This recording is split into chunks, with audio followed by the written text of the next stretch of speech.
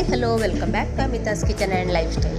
ಸ್ನೇಹಿತರೆ, ನಾವು ಇವತ್ತು ಸುಡುಮಣ್ಣು ಮಾಡ್ತಾ ಇದ್ದೇವೆ. ಸುಡುಮಣ್ಣು ಅಂತ ಹೇಳಿದರೆ ಇಲ್ಲಿ ನೋಡಿ, ಕಸ ಕಡ್ಡಿಯನ್ನೆಲ್ಲ ರಾಶಿ ಹಾಕಿ ಅದಕ್ಕೆ ಮಣ್ಣು ಹಾಕಿ ಹೀಗೆ ಬೆಂಕಿ ಕೊಡೋದು. ದಪ್ಪ ದಪ್ಪದ ಎಂಥ ಮಡಲು ನೋಡಿ, ಈ ಕೊತ್ತಳಿಗೆ ಇದನ್ನೆಲ್ಲ ಒಟ್ಟಿಗೆ ಹಾಕಿ ಸ್ವಲ್ಪ ಮಣ್ಣು ಹಾಕಿ ರಾಶಿ ಕೊಡೋದು.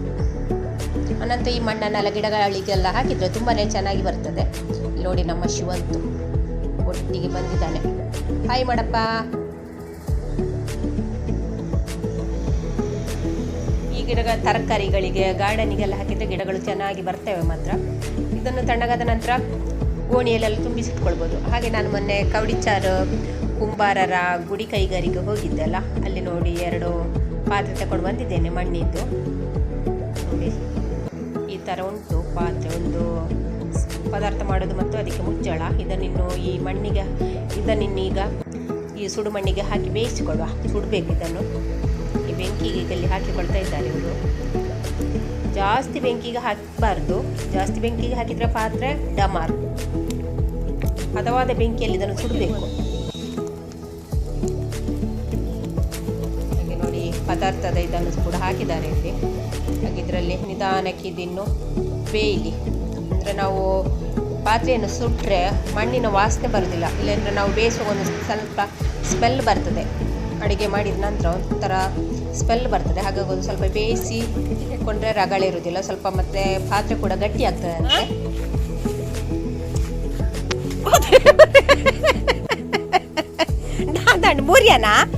ಬೋರಿಯಾನಾ ತಾಗಂಡ ಅಮ್ಮ ಎಂಕನೇರು ವೇರು ತುಕ ತಾಗಂಡ ಮಣ್ಣು ಮಾತ್ರ ಆತ ಚಂಡಿ ಪೂರ ಚಂಡಿ ಅಂಡ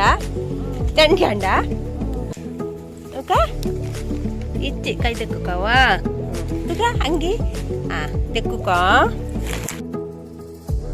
ಇಲ್ಲಿ ಪಾತ್ರೆಯನ್ನು ಬೇಯಲಿಕ್ಕೆ ಸುಡ್ಲಿಕ್ಕೆ ಹಾಕಿದ ನಂತರ ಒಂದೇ ಕಡೆ ಸುಡುದಲ್ಲ, ಹೀಗೆ ತಿರುಗಿಸಿ ಸುಟ್ಟುಕೊಳ್ಬೇಕು. ಎಲ್ಲ ಕಡೆ ಕೂಡ ಬೆಂಕಿ ತಾಗಬೇಕು ಇದಕ್ಕೆ.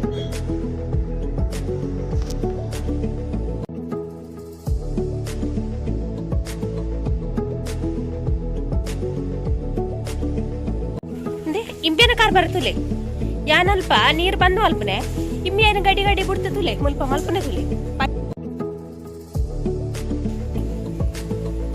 ಒಡೆಗ ಯಾವ ಬಂದ್ ಮಲ್ಪ ಪೊಯ್ ಓಯ್ ದಾಯೆ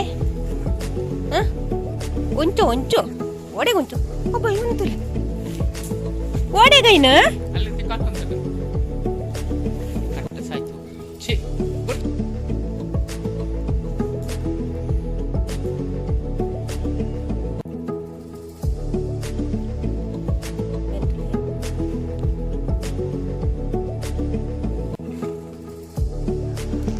ಸುಮಾರು ಹೊತ್ತು ಈ ಬೆಂಕಿಯಲ್ಲಿ ಇದು ಸುಟ್ಟಾಯಿತು. ಸುಮಾರು ಹೊತ್ತು ಇಟ್ಟಿದ್ದೆವು. ಇನ್ನು ಸಾಕಿದ್ದನ್ನು ತೆಗೆದ್ರಾಯಿತು. ತೆಗೆದೊಂದು ಪಕ್ಕದಲ್ಲಿ ಇಟ್ಟರಾಯಿತು. ಪೂರ್ತಿ ತಣ್ಣಗಾದ ನಂತರ ತಗೊಂಡ್ರೆ ಆಯಿತು. ಅಂದರೆ ತುಂಬ ಬಿಸಿ ಇರ್ತದೆ, ಇದನ್ನು ಮುಟ್ಲಿಕ್ಕಾಗೋದಿಲ್ಲ. ಬಟ್ಟೆಯಲ್ಲಿ ಮುಟ್ಟಿದ್ರೆ ಸಹ ತುಂಬಾ ಬಿಸಿ ಇರ್ತದೆ. ಸ್ವಲ್ಪ ಹೊತ್ತು ತಣ್ಣಗಾಗಿ ಇಲ್ಲೇ ಬಿಡ್ತೇನೆ ನಾನು ಇದನ್ನು. ಹಾಗೆ ನೋಡಿ, ಮುಚ್ಚಳ ಕೂಡ ಆಯಿತು, ಕಪ್ಪಾಯಿತು ನೋಡಿ. ತುಂಬ ಹೊತ್ತಾಯಿತು ಇದು ಇದರಲ್ಲೇ ಇರೋದು.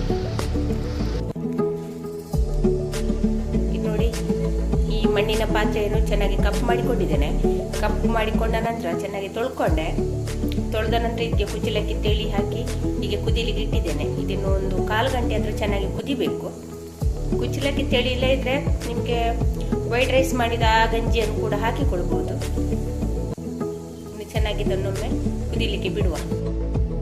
ಇಲ್ಲಿ ನಾನು ತೆಳಿ ಹಾಕಿ ಸುಮಾರು ಒಂದು 20 ನಿಮಿಷ ಕುದಿಸಿಕೊಂಡಿದ್ದೇನೆ. ಇಷ್ಟಾದರೆ ಸಾಕು. ಇನ್ನೊಂದು ಸ್ವಲ್ಪ ಹೊತ್ತಿದ್ದು ತಣ್ಣಗಾಗ್ಲಿಕ್ಕೆ ಇದರಲ್ಲಿ ಬಿಡುವ. ನಂತರ ಚೆನ್ನಾಗಿ ತೊಳ್ಕೊಳ್ಬೇಕು.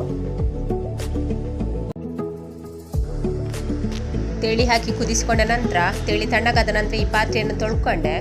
ಡ್ರಿಲ್ ಹಾಕಿ ಸ್ಕ್ರಬ್ಬರ್ ಹಾಕಿ ತೊಳ್ಕೊಂಡೆ. ನೋಡಿ, ಚೆನ್ನಾಗಿ ತೊಳೆದ ನಂತರ ಇದಕ್ಕೇನು ನಾವು ತೆಂಗಿನೆಣ್ಣೆ ಹಾಕಿ ಸವರುವ. ತೆಂಗಿನೆಣ್ಣೆ ಹೀಗೆ ಎಲ್ಲ ಕಡೆ ಸವರಿದ್ರೆ ಆಯಿತು. ಎಷ್ಟು ಎಣ್ಣೆ ಹೀರಿಕೊಳ್ತದೆ ನೋಡಿ. ಹಾಕಿದ ತಕ್ಷಣ ಎಣ್ಣೆ ಇದು ಹೀರಿಕೊಳ್ತದೆ.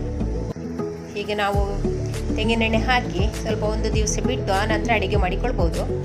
ಸ್ವಲ್ಪ ಬಾಳಿಕೆ ಸಹ ಜಾಸ್ತಿ ಬರ್ತದೆ ಅಂತ ಹೇಳ್ತಾರೆ. ಮತ್ತು ಸ್ಮೆಲ್ಲು ಕೂಡ ಬರೋದಿಲ್ಲ. ಹೊಸ ಮಡಿಕೆ ಅಲ್ಲ, ಹೊಸ ಮಡಿಕೆಯಲ್ಲಿ ಅಡುಗೆ ಮಾಡುವಾಗ 1-2-3 ಸಲ ಹೀಗೆ ಮಾಡದಿದ್ದರೆ ಸ್ಮೆಲ್ ಬರ್ತದೆ ಅಂತ ಹೇಳ್ತಾರೆ.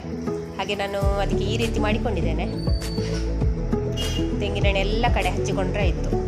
ಹೊರಗೆ ಒಳಗೆ ಎಲ್ಲ ಹೀಗೆ ನೀಟಾಗಿ ಹಚ್ಚಿಕೊಳ್ಬೇಕು. ಎಣ್ಣೆ ಹಾಕಿದಷ್ಟು ಹೀರಿಕೊಳ್ತದೆ.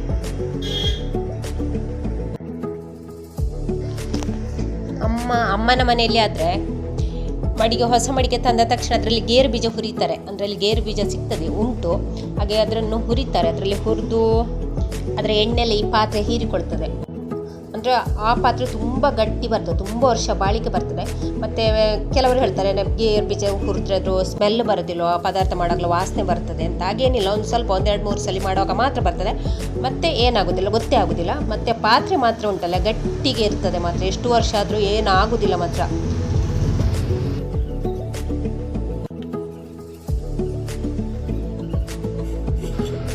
ಈ ಮಡಿಕೆ ನೋಡಿ, ಇದರಲ್ಲಿ ಸಚ್ಚಿ ಮೊನ್ನೆ ಚಿಕನ್ ಮಡಿಕೆ ಬಿರಿಯಾನಿ ತಂದಿದ್ದ. ಹಾಗೆ ಆ ಪಾತ್ರೆಯನ್ನು ಸುಮ್ಮನೆ ಬಿಸಾಕುದು ಯಾಕೆ ಅಂತ ನಾನೀಗ ಅದಕ್ಕೆ ಎಣ್ಣೆ ಸವರಿ ಇದನ್ನು ರೆಡಿ ಮಾಡುವಂತಿದ್ದೇನೆ. ನೋಡಿ ಈ ರೀತಿ ಇತ್ತು.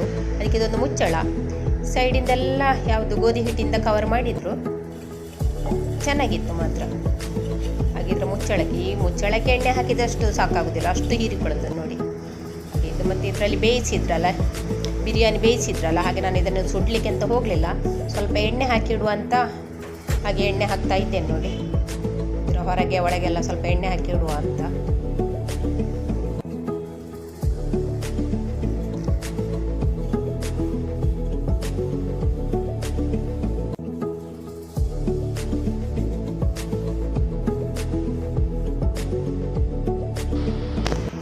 ಇದು ನೋಡಿ, ಆ ಮಡಿಕೆಯನ್ನು ಇಡ್ಲಿಕ್ಕೆ ಇದೊಂದು ಸ್ಟ್ಯಾಂಡ್ ನೋಡಿ, ಈ ರೀತಿ ಇದೆ ನೋಡಿ. ಇದು ಕೂಡ ಮಣ್ಣಿದೆ, ಈ ರೀತಿ ಇದೆ. ಮತ್ತು ಇದರ ಮೇಲೆ ಹೀಗೆ ಮಡಿಕೆ ಇಡೋದು. ಹೀಗೆ ಪಾರ್ಸೆಲ್ ಕಳಿಸ್ತಾರೆ ನೋಡಿ, ಹೀಗೆ ಪ್ಯಾಕ್ ಮಾಡಿ ಪಾರ್ಸೆಲ್ ಕಳಿಸ್ತಾರೆ. ಒಂದು ವೇಳೆ ನಮಗೆ ಇದನ್ನು ಬಿಸಿ ಮಾಡಿ ತಿನ್ನಬೇಕು ಅಂತಿದ್ರೆ ನೋಡಿ, 2 ಕ್ಯಾಂಡ್ಲ್ ಕೂಡ ಕೊಡ್ತಾರೆ ನೋಡಿ. ಈ ಕ್ಯಾಂಡ್ಲನ್ನು ಉರಿಸಿ ಇದರಲ್ಲಿ ಹೀಗೆ ನಾವು ಬಿಸಿ ಮಾಡಿಕೊಳ್ಬೋದು. ತಂದ ಪಾರ್ಸೆಲ್ ಎಲ್ಲರ ತಣ್ಣಗಾಯಿತು, ಸ್ವಲ್ಪ ಲೇಟ್ ಆಯಿತು ಅಂತಿದ್ರೆ ನಮಗೆ ಹೀಗೆ ಬಿಸಿ ಮಾಡಿ ಕೂಡ ತಿನ್ಬೋದು. ಅಂಥ ವ್ಯವಸ್ಥೆ ಸಹ ಮಾಡಿ ಕಳಿಸ್ತಾರೆ ನೋಡಿ. ಎಷ್ಟು ಚೆನ್ನಾಗಿದೆ ನೋಡಿ. ಒಂದು ಇಬ್ಬರಿಗೆ ತಿನ್ಬೋದು ಅಷ್ಟೇ. ಎಷ್ಟು 340 ಏನೋ ಇರಬೇಕು ಇದಕ್ಕೆ ರೇಟು. ಸ್ವಲ್ಪ ಕಾಸ್ಟ್ಲಿ ಆಯಿತು, ಮಡಿಕೆ ಎಲ್ಲ ಸೇರಿದ್ದೇನೆ ರೇಟು. ಹಾಗೆ ಈ ಮುಚ್ಚಳದಲ್ಲಿ ಸಹ ಒಂದು ಹೋಲ್ ಉಂಟು ನೋಡಿ, ಅದನ್ನು ಸಹ ಗೋಧಿ ಹಿಟ್ಟಿಂದ ಕವರ್ ಮಾಡಿ ಇಟ್ಟಿದ್ರು, ಎಲ್ಲ ಫುಲ್ ಕವರ್ ಮಾಡಿ ಇಟ್ಟಿದ್ರು. ಮತ್ತು ಇದು ತುಂಬ ಹೊತ್ತು ಕ್ಯಾಂಡ್ಲ್ ಬರ್ಬೋದೇನೋ, ಅಷ್ಟು ಬಿಸಿ ಆಗಬೇಕು ಅಂತಿದ್ರೆ ತುಂಬ ಹೊತ್ತು ಕ್ಯಾಂಡ್ಲ್ ಬಿಸಿ ಆಗಬೇಕಲ್ಲ.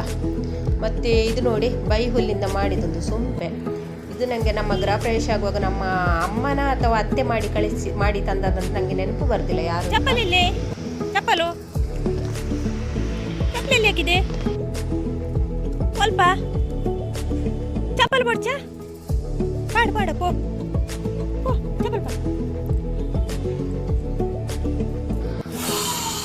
ಇಲ್ಲಿ ನಮ್ಮ ಕಾಂಪೌಂಡ್ ತೆಗೆದು ಎಲ್ಲ ಮಣ್ಣಾಗಿದೆ. ಇವನಿಗೆ ನೋಡಿ ಆಡಲಿಕ್ಕೆ ಒಳ್ಳೇದಾಗ್ತದೆ, ಆಟ ಸಾಮಾನು. ಅವನ JCB ಟಿಪ್ಪರನ್ನೆಲ್ಲ ತಂದು ಈ ಮಣ್ಣಲ್ಲಿ ಹೀಗೆ ಆಡಿಕೊಂಡಿರ್ತಾನೆ, ಇಡೀ ದಿವಸ ಆಡಿಕೊಂಡಿರ್ತಾನೆ. ಮಣ್ಣನ್ನು ತುಂಬಿಸುದಂತೆ, ತೆಗೆಯುವುದು ಎಲ್ಲ ಮಾಡ್ತಾನೆ ನೋಡಿ. ಬಲ ಯಾವು ಇಡೆ ಬಲ ಯಾನ್ ಪೋಪೆ ಶಿವಂತೋ ಬಲ ಯಾವು ಬಲ